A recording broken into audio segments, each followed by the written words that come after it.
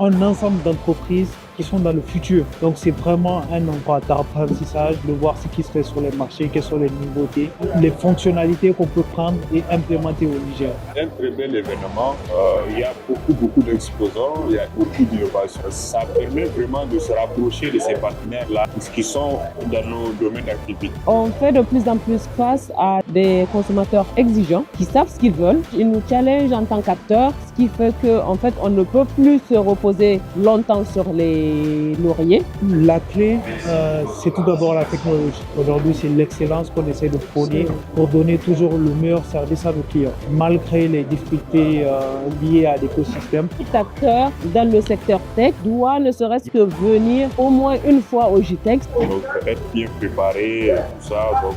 Il faut avoir une vision claire. Qu'est-ce qu'on vient chercher au GITEX? Bienvenue sur ce numéro de GITEX Africa Experience au Digital Niger. Aujourd'hui, nous sommes en direct du GITEX Africa à Marrakech, l'un des plus grands rendez-vous technologiques du continent. Au cœur de cet écosystème en pleine effervescence, le pavillon du Niger se distingue par son énergie, son ambition et surtout par ses talents. Dans cet épisode, nous partons à la rencontre de celles et ceux qui construisent le futur du numérique nigérien, des startups innovantes, engagées et prêtes à faire rayonner leur savoir-faire au-delà des frontières. FinTech, social media, intelligence artificielle, EdTech, autant de secteurs portés par une nouvelle génération d'entrepreneurs qui façonnent dès aujourd'hui le Niger de demain. Installez-vous et plongez avec nous au cœur de l'innovation Made in Niger. Let's go!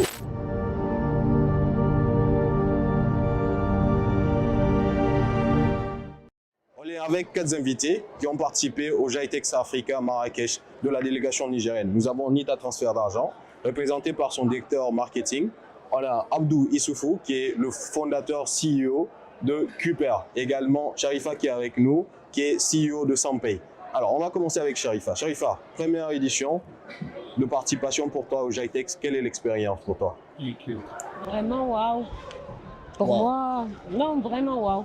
Parce qu'en fait, ça permet de voir qui fait quoi. En fait, de voir vraiment à quel point ça bouge. Et franchement, je confirme que le GITEX, c'est vraiment the place to be pour toute start-up ou bien vraiment tout acteur de près ou de loin, en fait, qui est, ou toute personne, en fait, qui est sensible à tout ce qui est tech. Puisque, en fait, étant au GITEX, en fait, on se rend compte à quel point ça bouge et à quel point on est vraiment en pleine mutation, si je peux dire comme ça. Oui. Cette première participation, quelle solution es-tu venu présenter?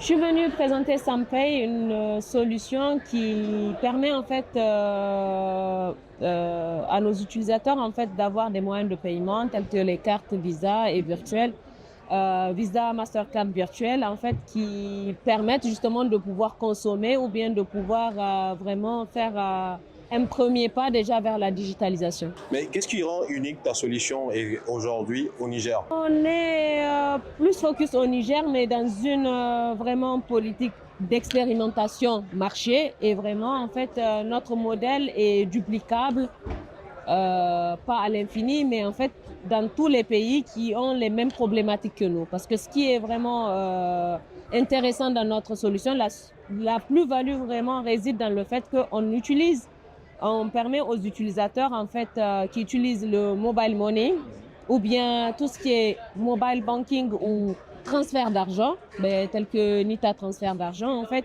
de puiser dans leur compte MyNita, de puiser dans leur compte MyBOA pour pouvoir en fait créditer ou bien acheter nos moyens de paiement. Ce qui fait qu'en fait ça ne change pas vraiment de leurs habitudes. Et moi, je tends à dire qu'on n'existe que parce que l'écosystème existe et on vient vraiment ramener une solution complémentaire qui n'est en compétition vraiment avec personne, mais qui vient en fait répondre à un besoin de digitalisation et vraiment de, je sais pas, moi, de consommation en fait. En gros, l'écosystème est en pleine effervescence et en pleine évolution. Donc, vous avez parlé de Nita et peut-être c'est l'occasion d'introduire le directeur marketing. Nita fait quoi ici pour sa deuxième participation au GITEX? Alors, déjà la participation au GITEX de Nita, il faut savoir que maintenant elle devient à peu près assez régulière, c'est la deuxième et on ne compte pas s'arrêter là.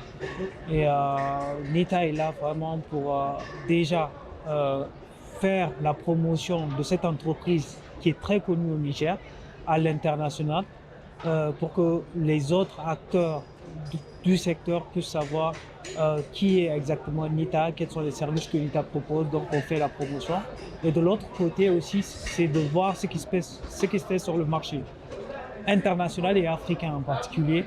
Et on a été très surpris des solutions qui sont disponibles sur le marché et c'est vraiment un plaisir d'être ici. Merci. Alors, votre première impression au Jitex, qu'est-ce que ça donne?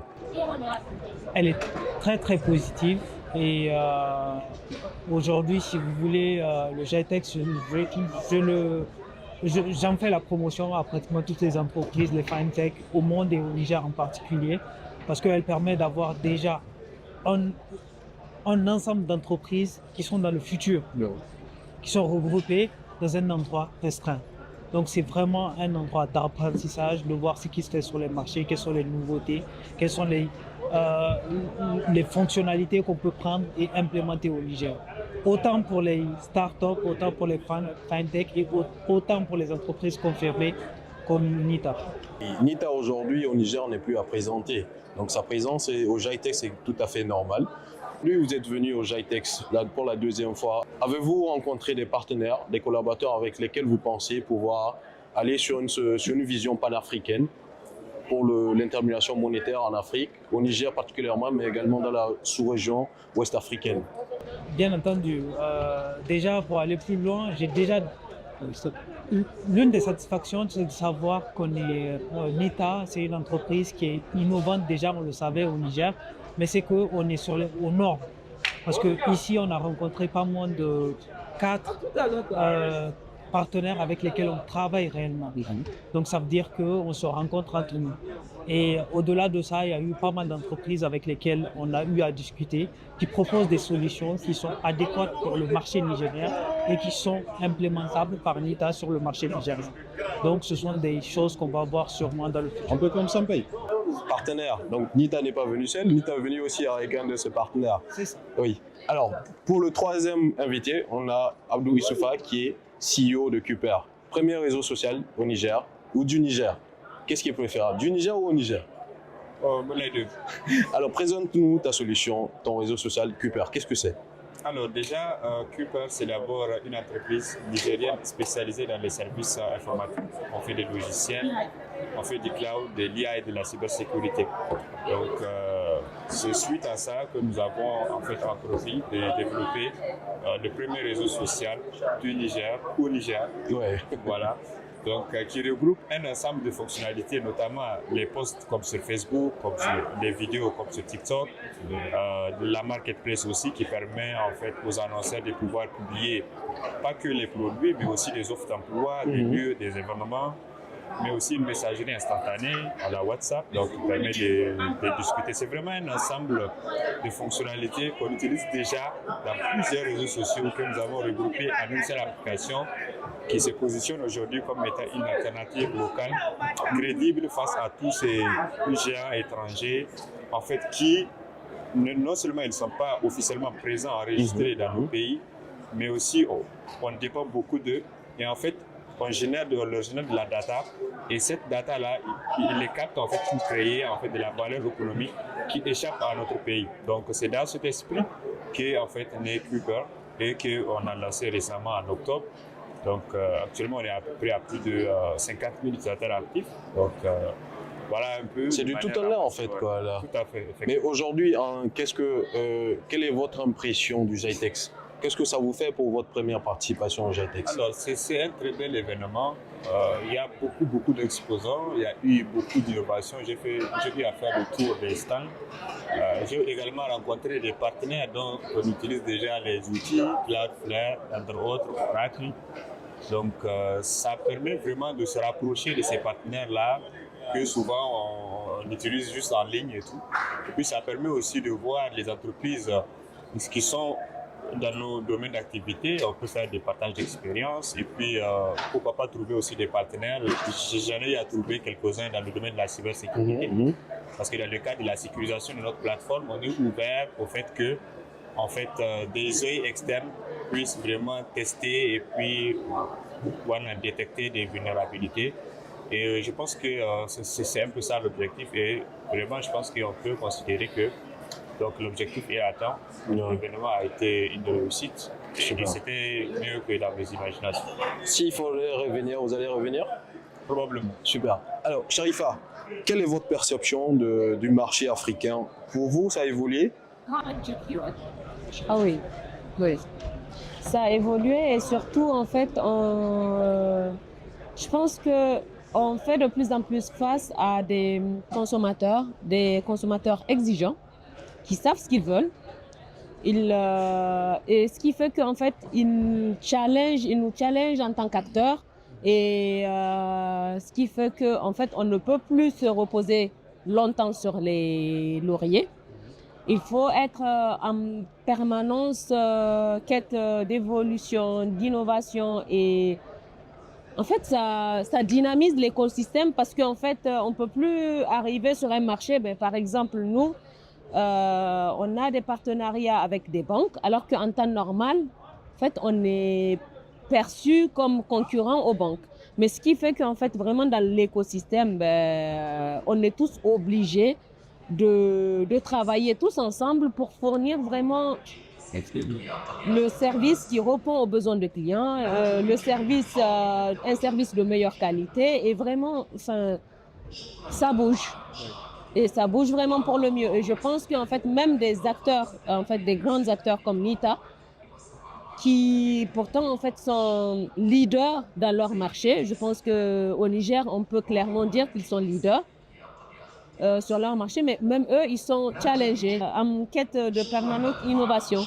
Et vraiment, je pense que c'est...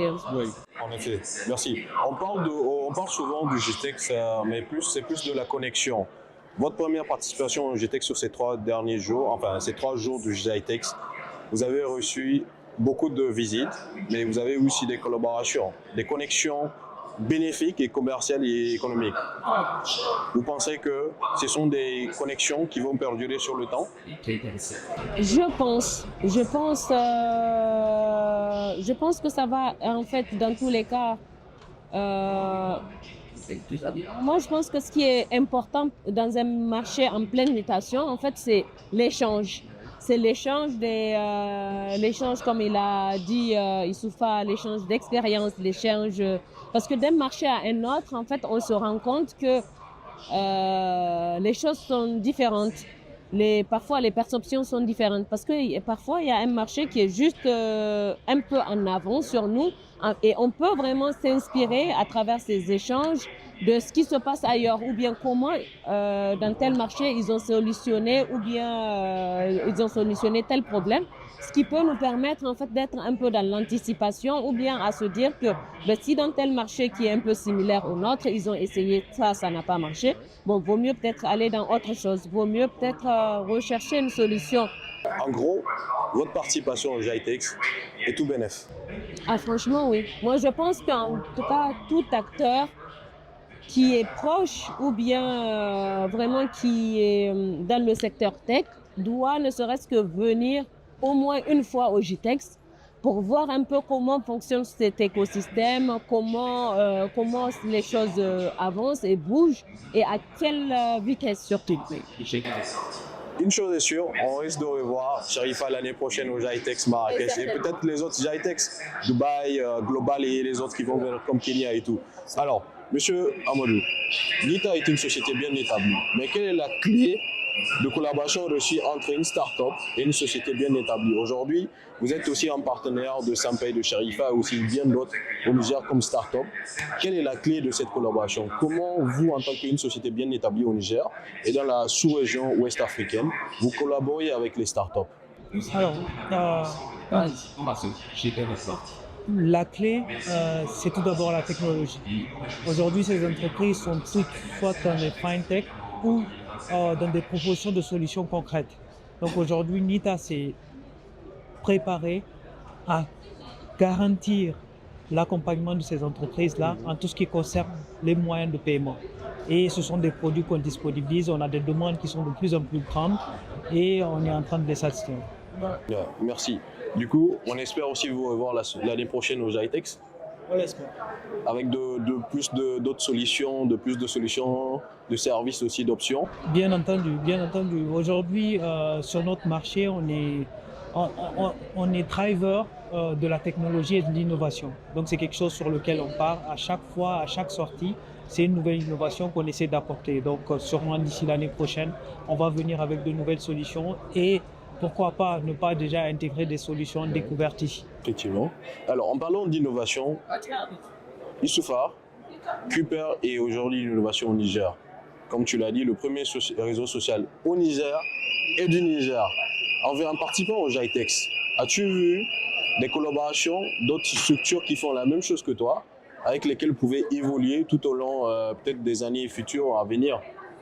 Ce qui est sûr, c'est que en fait, j'ai vu pas mal d'applications qui se positionnent comme étant des super apps aussi. Donc, nous aussi, en fait, en plus du réseau social, avec tous les autres modules que j'ai cités, on se positionne comme super app, bien compatible par brick. Effectivement. Ouais, j'en ai vu en tout cas pas mal de la part de pays frères et autres, comme le Sénégal et tout, que j'ai eu à faire de tous les stars. Et vraiment, il y a beaucoup de pistes de collaboration. Donc, je pense que c'est une très bonne chose et je pense qu'on peut effectivement collaborer avec eux dans ce sens. Pour l'instant, Cooper, c'est qu'au Niger ou bien partout?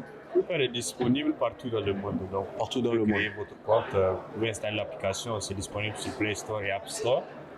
Que vous soyez au Niger ou non, donc vous pouvez installer et puis créer votre compte. L'application fonctionne partout. Quelle est la vision de Cooper dans 10 ans? Alors, dans 10 ans, Cooper se voit comme étant un acteur incontournable de la vie numérique du citoyen au Niger et au-delà de le Sahel. Donc, on se voit se positionner en fait comme étant un modèle de référence pour les super apps à l'échelle continentale africaine et on se voit sûrement se préparer à une expansion globale, donc au-delà de l'Afrique. Donc, dépendamment des indicateurs de KPI qui seront atteints d'ici là. Oui, alors c'est une question que je vais poser à chacun de mes invités. Sharifa, la vision de Sampei dans 10 ans? Je pense que Sampei, moi je le vois se répandre comme une traînée de poudre déjà dans toute la sous-région et en s'appuyant sur des partenaires déjà existants parce que nous vraiment c'est vraiment ça la particularité, c'est qu'on s'appuie sur des acteurs qui savent ce qu'ils font. Donc, des acteurs bien, voilà, encore une fois, je renvoie à Anita. Donc, vraiment, notre but, c'est de nous appuyer sur des acteurs qui sont déjà présents et en fait, de favoriser donc la multiplication de Sampei dans toutes les régions dans lesquelles en fait se trouvent nos partenaires. On est sur une vision mondiale ou une vision régionale? Pour l'instant, régionale, parce qu'il y a tellement de défis, il y a tellement de besoins. Là, on est submergé de demandes. Donc, il faut pouvoir déjà satisfaire cette demande et que, en fait, ça soit vraiment des services de qualité. Encore une fois, comme je vous ai dit, les clients, maintenant, on a des consommateurs qui savent ce qu'ils veulent, qui en veulent pour leur argent. Donc, vraiment s'appuyer déjà à une échelle régionale, ça serait déjà pas mal. Et après, vers une échelle continentale, puisque le nom Sampei Africa. Et après, pour le reste, je pense que sur d'autres continents, peut-être sur l'Amérique latine, là où il y a encore des défis, mais sinon, ailleurs, je pense que tout a déjà été fait et donc on va rester là où il y a des besoins. Alors, rendez-vous dans 10 ans pour Sampei aussi. Inch'Allah. Je pense que quand on parle de vision, avec Nita qui est une société bien établie, peut-on parler de 10 ans ou plutôt allant sur 2030, 30 ans peut-être, dans 30 ans? Je pense que, quelle que soit la période, la vision sera la même. Vous avez une vision pour l'instant panafricaine? Panafricaine. Tout d'abord, ça c'est concernant l'expansion territoriale. Mais au-delà de ça, il y a la vision concernant la qualité de service. Aujourd'hui, c'est l'excellence qu'on essaie de prôner pour donner toujours le meilleur service à nos clients. Malgré les difficultés liées à l'écosystème, on essaie de donner le meilleur service possible à nos clients. Et de l'autre côté aussi, on se base énormément sur l'innovation. Aujourd'hui, c'est quelque chose qui tient à cœur à Anita, d'apporter des solutions innovantes sur le marché le plus tôt possible, être toujours premier à apporter de l'innovation sur les différents marchés sur lesquels on est présent. Et en troisième, il y a bien entendu l'expansion. Donc l'expansion, elle est panafricaine, elle est régionale, donc on essaye d'être présent dans le maximum de pays possible. Aujourd'hui, Nita, comme l'a dit Sharifa également, Nita est au centre de plusieurs startups pour l'agrégateur de services de paiement, c'est ça? Quelle est votre vision? Ou peut-être on va pas dire tout, mais qu'est-ce que vous prévoyez pour faciliter aux startups locales de s'intégrer à vous, au moins pour les moyens de paiement et tout? Ouais, déjà en termes de moyens de paiement, il y a pas mal de services qui sont déjà disponibles et qui répondent à un besoin concret du marché. Et au-delà de ça, on est en train de travailler à diversifier les services qu'on offre, les options qu'on offre au niveau aux startups pour qu'elles puissent mieux intégrer Nita dans le quotidien de leurs utilisateurs. Oui. Alors, avant de terminer ce numéro, je vais poser une question à chacun de mes invités. Sharifa, je vais commencer par toi. Si tu devais dire à des startups locales de venir au GITEX, qu'est-ce qu'ils doivent préparer? Moi, je pense que en fait, pour prendre part à des événements tels que les GITEX, il faut avoir une vision claire sur qu'est-ce qu'on vient chercher au GITEX. Parce que en fait, Un objectif clair. il faut avoir vraiment une vision et un objectif très clair. Je viens chercher de la visibilité, ou bien je viens chercher des partenariats, ou bien je viens chercher des clients. En fait, je veux dire, en fait, il y a tellement d'acteurs que tant qu'on ne sait pas ce qu'on vient chercher, en fait, on va venir et repartir très certainement déçu parce qu'on sera venu chercher tout et rien en même temps. En fait, il faut venir avec un objectif clair et s'y atteler. Parce qu'en fait, ça peut vite partir dans tous les sens. Oui, parce que c'est rapide. On a 3 rôles, plus de 400, des milliers d'exposants. Ah, absolument. Donc, ce qui fait qu'en fait, ça peut vraiment partir dans tous les sens. Alors que quand on vient avec un objectif clair, on rencontre, ça peut être en fait pour une entreprise établie, comme retrouver des partenaires, discuter avec eux, échanger, enfin vraiment un maintien de relations. Tout comme ça peut être en fait pour un nouvel acteur comme Kuiper, en fait qui est pas si nouveau que ça, mais en fait il a lancé un produit tel qu'un réseau social. Donc voir ce que les autres font ailleurs et également aller dans une démarche de partenariat ou comme il dit en fait rencontrer des acteurs comme Oracle, enfin voilà. Mais pour une start-up comme nous, par exemple, nous on est venu pour dévoiler Sampay en avant-première au GITEX. Donc tout le reste pour nous c'est du bonus. Ouais, merci. Alors Issoufa, selon toi, pour une start-up qui doit venir au GITEX, une start-up locale du Niger qui doit participer au GITEX, qu'est-ce qu'elle doit préparer? Je rejoins à 100% ce que Sharifa disait à l'instant. Donc, concernant le fait d'avoir un objectif clair, donc c'est surtout ça. Donc, être bien préparé, et tout ça. Donc, et surtout, ce que peut-être on oublie souvent de dire aux promoteurs ou bien aux participants même de ce genre d'événement, c'est qu'ils venaient avec un bon niveau d'anglais. C'est ce que j'allais demander, et la barrière de langue. Il y a vraiment la barrière de langue. Il faut vraiment avoir un bon niveau d'anglais pour pouvoir communiquer avec, que ce soit les participants, les investisseurs, les partenaires, les visiteurs et tout. Tout est anglais ici. Donc il ne faut vraiment pas négliger l'anglais. Bon, on ne dit pas qu'on ne parle pas français, mais quand même l'anglais, ce serait bien de savoir bien parler ici. Tout à fait, ouais. Je pense que c'est tout. Avoir un objectif clair et puis voilà, venir avec un bon bagage linguistique. Mais également avec des solutions. Ouais, tout à fait. Des vraies solutions. Des vraies solutions. Alors, monsieur Amadou, selon vous? Selon moi, après ce que mes deux amis viennent de dire, il y a un point qui est très très essentiel, c'est la planification. Aujourd'hui, le GITEX vous donne la possibilité de planifier vos rendez-vous avant de venir. Et c'est un outil qui est très très puissant parce qu'il permet d'avoir un agenda qui est très très cadré, à partir duquel vous pouvez tirer le maximum du bénéfice. Donc c'est quelque chose que je conseille aux prochains venants d'utiliser. Et aussi de l'autre côté, l'application même du GITEX, c'est une application qui permet de prendre pas mal d'informations et qui permet de prendre en favori les entreprises qui vous intéressent et qui vous permet d'avoir un notebook avec lequel vous allez repartir. Et vous pouvez l'utiliser à distance avec toutes les informations que ça contient. Donc c'est quelque chose aussi de très très important qu'il va falloir prendre en compte avant de venir. Alors, merci à mes invités. On va clôturer ce numéro de podcast. Alors, juste pour faire la synthèse, on est à la 4e édition du GITEX Africa Marrakech. Le Niger, la délégation du Niger est venue avec 10 startups, des solutions dans différents secteurs d'activité, participer à ce GITEX avec l'ANSSI et le ministère de la Communication et des Nouvelles Technologies. Je vous donne rendez-vous l'année prochaine au GITEX Marrakech ou peut-être au GITEX Kédia, il y en a pas mal, au GITEX Global à Dubaï également, peut-être d'autres GITEX qui vont venir, et peut-être à l'Afrique de l'Ouest. Merci à tous, au revoir.